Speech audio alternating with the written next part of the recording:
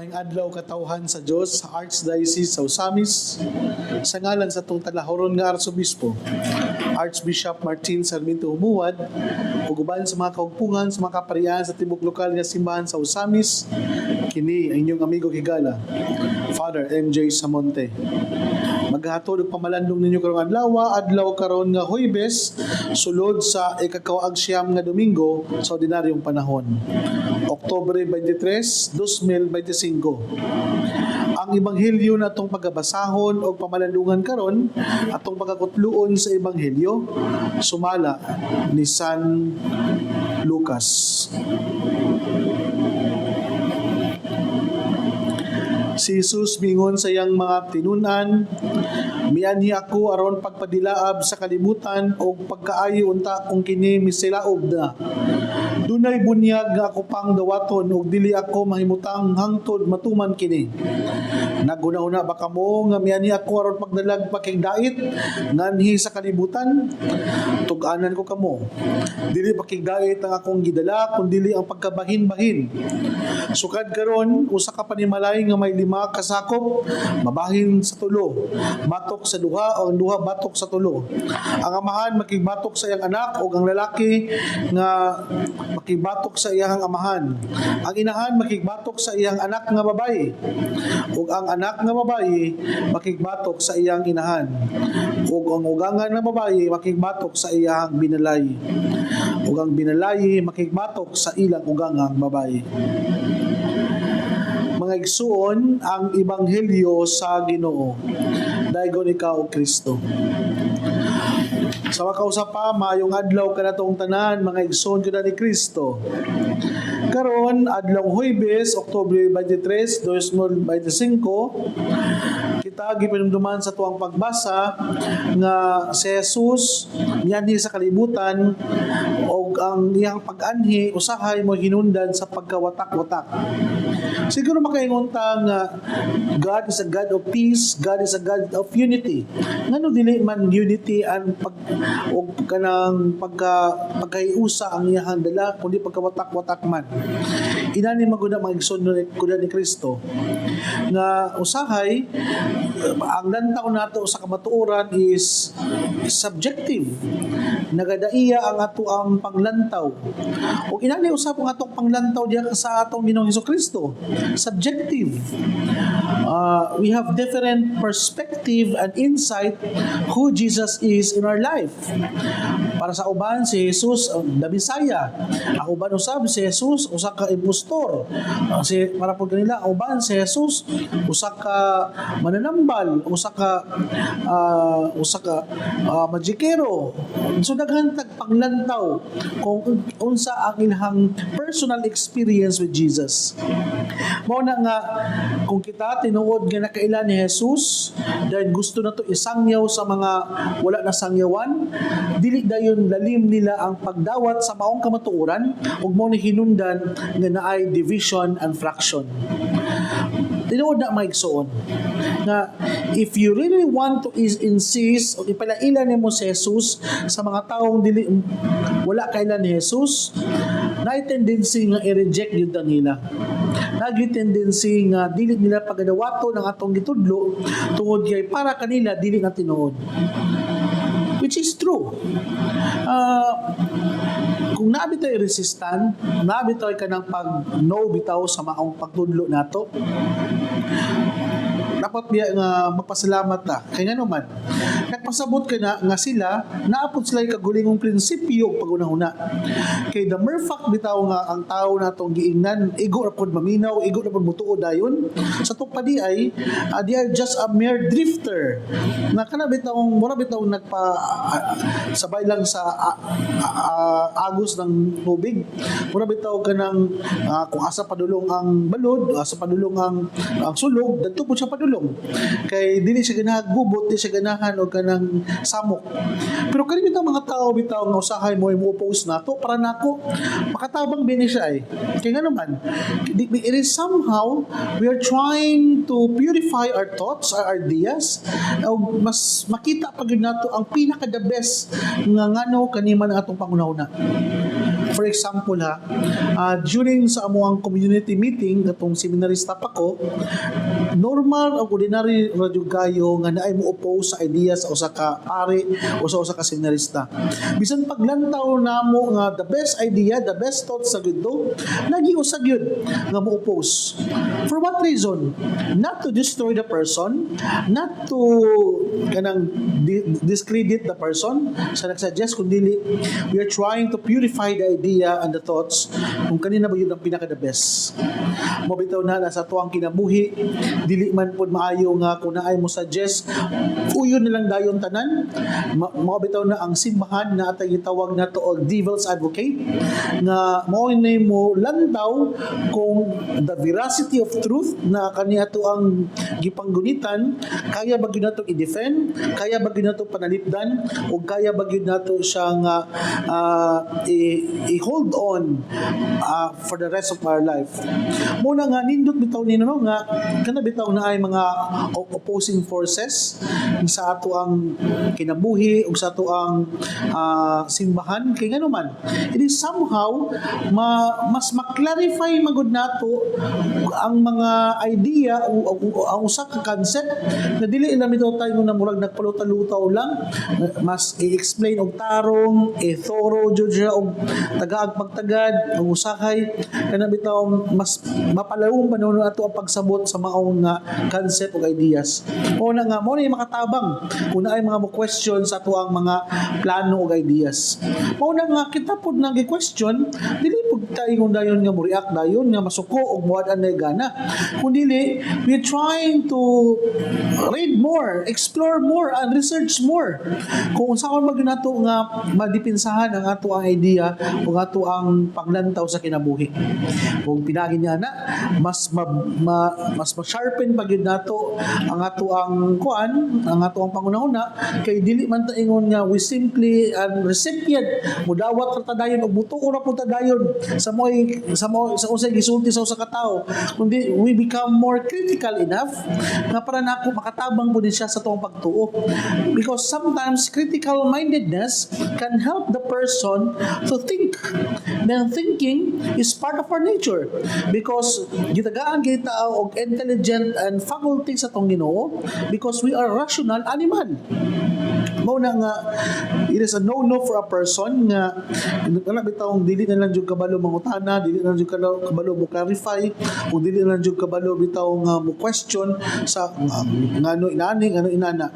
So mas magpasalamat ta sa mga taong na ay mo pangutana to clarify some points and important matters in order to us to enlighten more and to have a brighter and clearer na perspective sa ato ang prinsipyo and vision.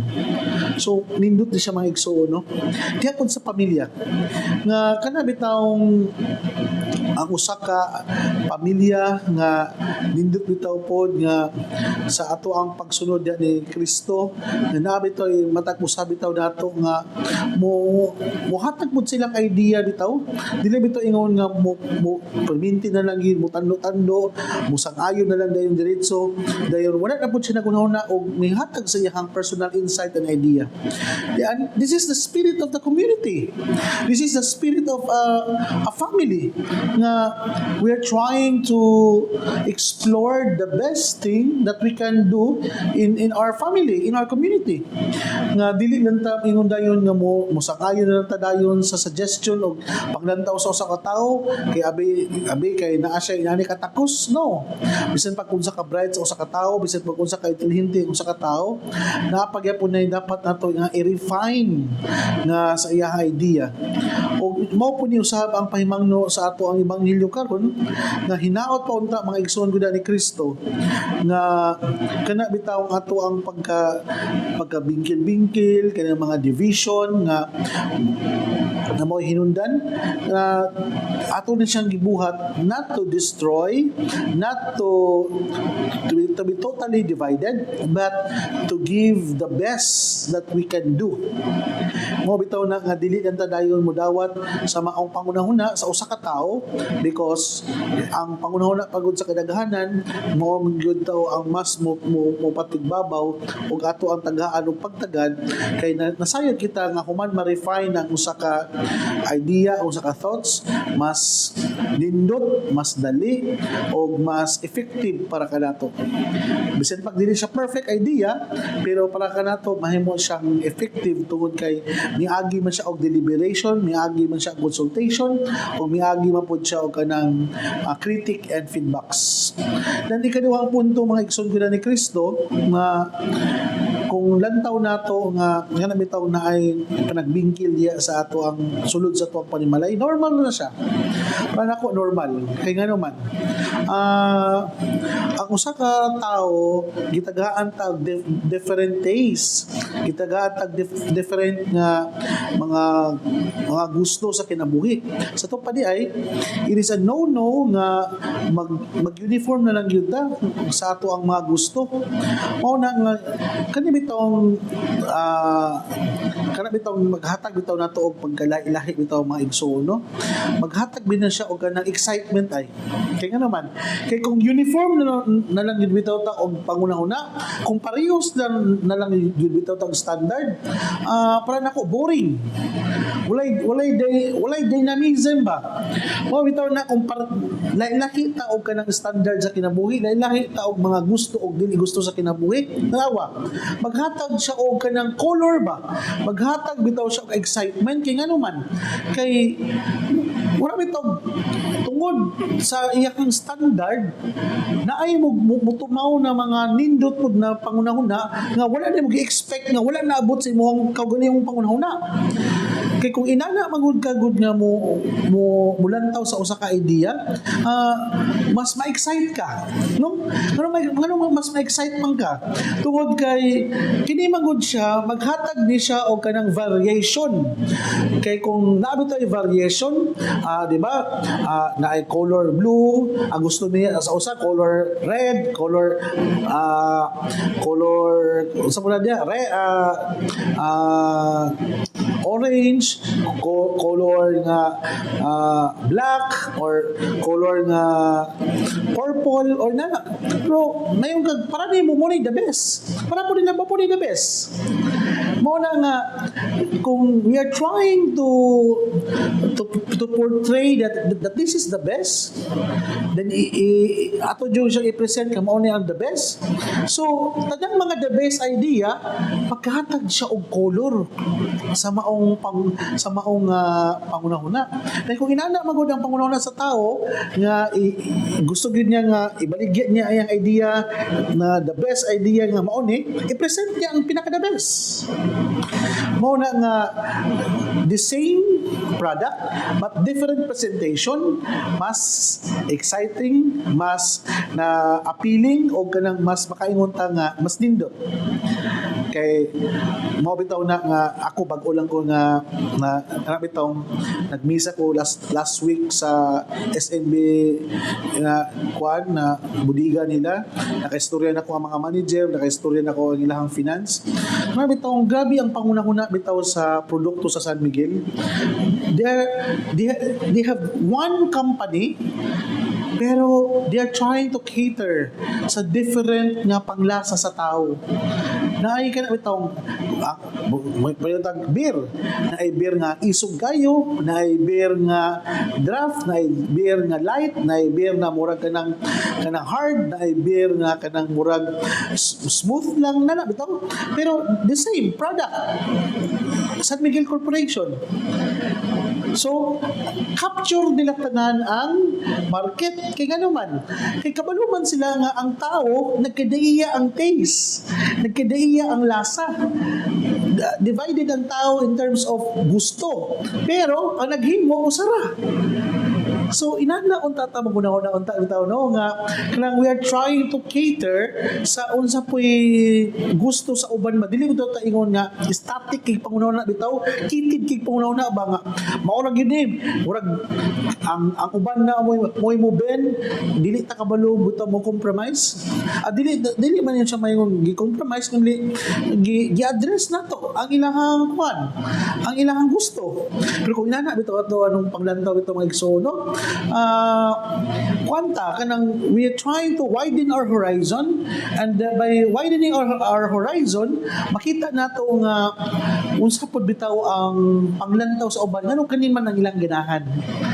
So makasabot po ka ngano ganahan sila og beer nga inani, beer nga inana, ngano gusto sila inani nga taste, isog, usay smooth ta pod, usahay kanang chill lang pod na kay mo reflect pa na sa tagsa ka personality man good pod. O mo reflect po na sa ilahang culture, mo reflect po na sa ilahang mga orientation and background ana. So kana siguro ang angay natong lantawon mga igsoon no nga sa kinabuhi dili gid ta ingon magpakitid dira kay panglantaw ba sa usa ka tawo kay kung gusto nato nga standard nato inani ra gyud na mao na nga dili ta kabalo mo go beyond sa unsay mga naandan ug mo go beyond sa unsa ato ang mga traditional ways. Mao na nga we are living in a dynamic world. Every now and then we are subject for change, and this change dapat kabalo ta mo adapt ug kabalo ta mo go in aron na dili ta mabiya sa trend. Ug aron pod nga kita pod na nagpuyo aning kalibutan na grabe taong kabalutang asa pod ta nato ipahilun na atong kagalingon ug asa pod na nga mulugar sa atong kagalingon. So inana mga igsoon. So akong pagtibaya usab sa tuang mga higala diya sa Mars MC Hospital, Medina Hospital and Faith Hospital, labi na sa tuang mga pasyente nga karon please try to feedback and comment for your prayer intention kay naata karon sa tuang Marian Pilgrimage, at least ako ang mapadangat ang ato ang mga prayer intention ngadto sa tumahan nga Birhen Maria. So naigsuon uban sa ato ang mga kaigsunan nga naminaw karon, asa man mo dapita sa inyong mga tagsa-tagsa ka mga panimalay. Daghang salamat sa inyong paghatag og oras ug panahon nga kamo kanunay nga nagsuporta sa ato ang pulpito sa kaningan ang DXDD. Sa ato ang CEO o sa ato ang presidente nga si Archbishop Martin Sarmiento Humuad o si Father Daryl Rosales nga mo'y nagdumala o naghatag natong kahigayunan nga mo posibya kita diri sa pamalandong. Daghang salamat sa inyong pagsalig kanako Bishop and Father Daryl Rosales. Ug sa tanan natong mga higala karon nga naghatag sa ilahang suporta o paghatag mo usab sa ilahang mga komentaryo, daghang salamat kani kay makatabang kanamo to improve payud sa amo ang pagpamalandong. O sa tanan natong mga igsuon karon nga naminaw, daghang salamat kaninyo labi na sa tuang mga friends, Tita Barila and family, at Tilay, Ma'am Sara, at Tita Pat Rojas, and Sabaduan Kahandig family, daghang salamat kaninyong tanan. Mga igsuon, dinhi na kukutob, ayaw kamog kalimot na ang pulong sa Dios angay gayud nga pamation, pamalandungan o paningkamutan nga mapuy-an. Mula ng tao nga naningkamot magpuyo sa pulong ni Jesus, sama siya sa usa ka kahoy nga gitanom daplin sa sapa, kansang andahon dili gayud malaya. Ug timpo sa tingbunga, muhatag siya maayong mga bunga. Hinaut po ang kining tanan natong nadungog og gipamalandungan, makahatag kanato sa makatabang kanato sa pagkinabuhi nga balaan na maoy magdala kanato sa tuang gitinguha o padulngan ang gingharian sa langit nagipangandoy sa matag binunyagan. Igsuon ug manawsab uban sa pangama sa tong mahal nga Birhen na si Santa Maria natong gitawag dinhi sa misa-misnon nga Birhen sa kuta, ang Dios unta magapanalangin kanato sa ngalan samahan sa anak sa Espiritu Santo. Amen. Daghang salamat ug God bless.